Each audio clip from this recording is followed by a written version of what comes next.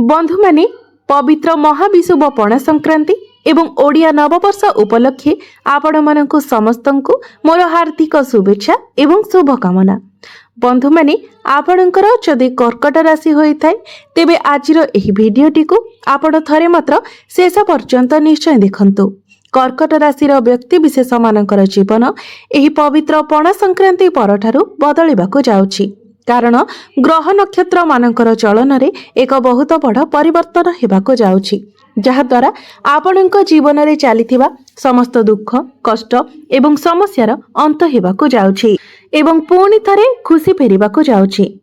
तेबे एही पणा संक्रांति ठारू आपणक जीवन रे चालुथिबा समस्त दुख कष्टर अंत हेबा पई जाउछि। पुनर्बार आपणक जीवन को खुशी फेरिबाकु जाउछि।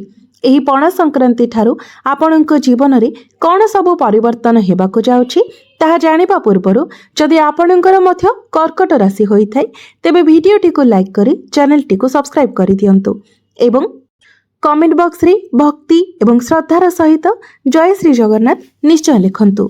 तो बंधु माने पूर्वरु आपणकर स्वास्थ्य खराब रहुथिला, धन जनित समस्या देखा देउथिला, आपण ऋण नेइथिले किंतु ऋण सुझी पारु नथिले, ऋणर भार आपणक उपरे बढ़ी जाइथिला, आपणक घर परिवार रे खुशीर वातावरण नथिला, आपणकर शिक्षा क्षेत्र रे मध्य समस्या देखा जाउथिला, आपणकर अननेसेसरी खर्च हेउथिला, समाज रे मान सम्मान कम होई जाइथिला, आपणकु चाकरी प्राप्ति होई पारु नथिला, संतान संतति को नहीं आपण चिंतित रहुथिले, आपणकर व्यापार वाणिज्य रे लॉस हेउथिला, प्रेम जीवन रे मध्य समस्या देखा देउथिला।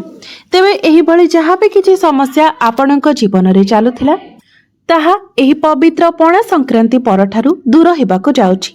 आपणक जीवन रे पुणी थरे खुशी फेरिबाकु जाउछि। आपणक जीवन रे पुनर्बार नूतन सूर्योदय हेबा पई जाउछि। एही महाविषुव पणा संक्रांति दिन सूर्य महाग्रह निजर राशि परिवर्तन करबाकु जाउछन्ति। एहा सहित 29 मार्च ठारू आपणकर शनिकर राशि मध्य परिवर्तन होई सारिछि, जहा फल रे आपणकर जे शनि अढै चालुथिला ताहार मध्य समाप्त होई सारिछि एवं 5 एप्रिल ठारू मंगल मध्य निजर राशि परिवर्तन करि सारिछन्ति। तेबे ए सबुर प्रभाव रे एही पवित्र महाविषुव पणा संक्रांति ठारू आपणकर स्वास्थ्य, शिक्षा, प्रेम जीवन, वैवाहिक जीवन, भाग्य, क्यारियर एवं व्यापार वाणिज्यर स्थिति किभଳି रहिबो, आपणको केउ सबु शुभ फल मिलिबो एवं केउ सबु अशुभ फल मिलिबो, आपणक जीवन रे केउ सबु बड़ परिवर्तन हेबो, से विषय रे आजिर एही भिडियो रे आमे माने विस्तार भाबरे आलोचना करिबा। तो बंधु माने आसंतु आरंभ करिबा आजिर एही कार्यक्रम को, जहाँकि जन्म राशि एवं चंद्र राशि उपरे आधारित अटे।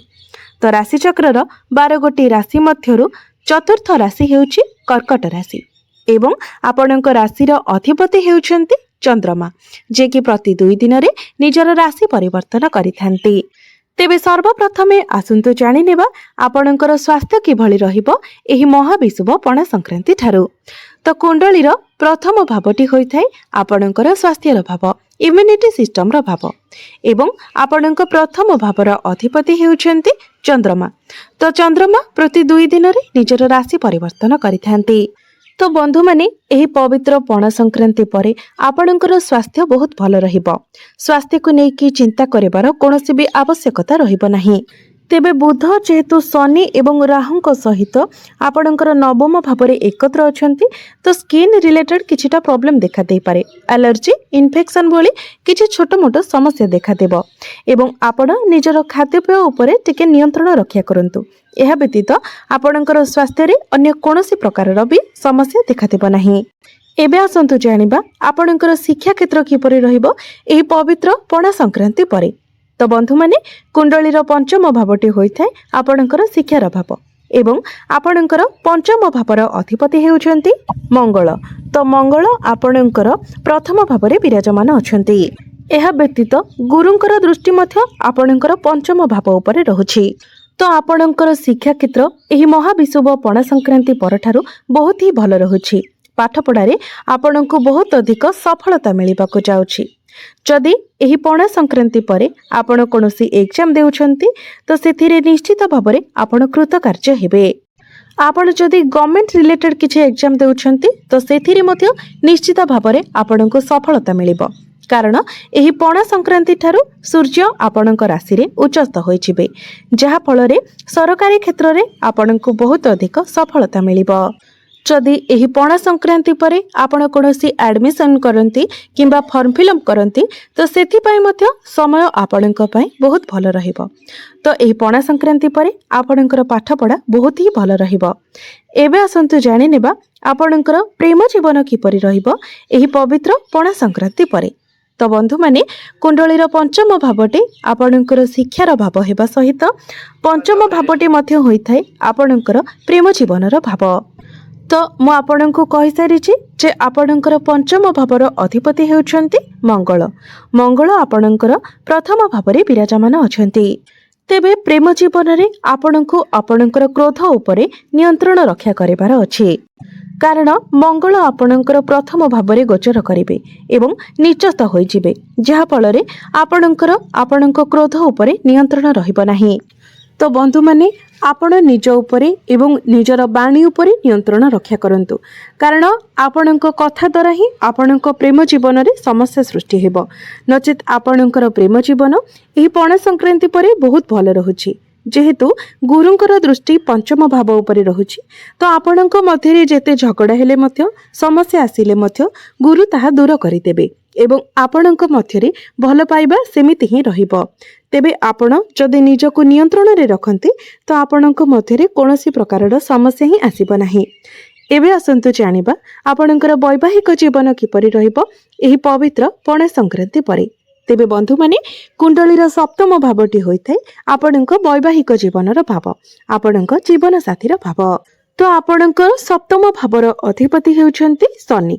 शनि आपणकर नवम भावरे गोचर करूछन्ति मात्र शनि आपणकर नवम भावरे राहुक सहित विराजमान अछन्ति।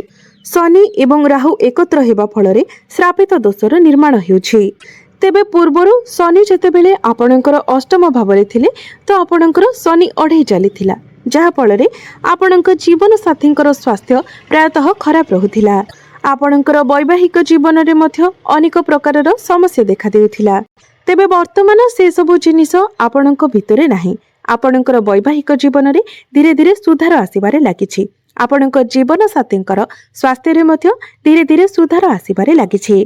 तो जे पर्यंत आपणक कुंडली रे श्रापित दोष रहुछि अर्थात 18 मई पर्यंत जे पर्यंत राहु आपणकर अष्टम भाव को चलन करि नाहंती से पर्यंत आपणक जीवन साथींकर नेचर रे आपण टिके अप डाउन देखिबे। एहा व्यतीत अन्य कोनोसी समस्या आपणकर वैवाहिक जीवन रे देखा जाउ नाही। आपणकर वैवाहिक जीवन एही पणा संक्रांति परे भल रहिबो। एबे आसंतु जानिबा सबुठारु गुरुत्वपूर्ण विषय वस्तु आपणकर भाग्य कैरियर एवं व्यापार वाणिज्यर स्थिति किपरि रहिबो एही पवित्र पणा संक्रांति परे। तो बंधु माने कुंडलीर नवम भावटी होइथाय आपणक भाग्यर भाव। तो आपणक नवम भाव अर्थात भाग्य भावर अधिपति हेउछन्ति देवगुरु बृहस्पति जे कि आपणकर एकादश भावरे लाभ स्थान रे विराजमान अछन्ति।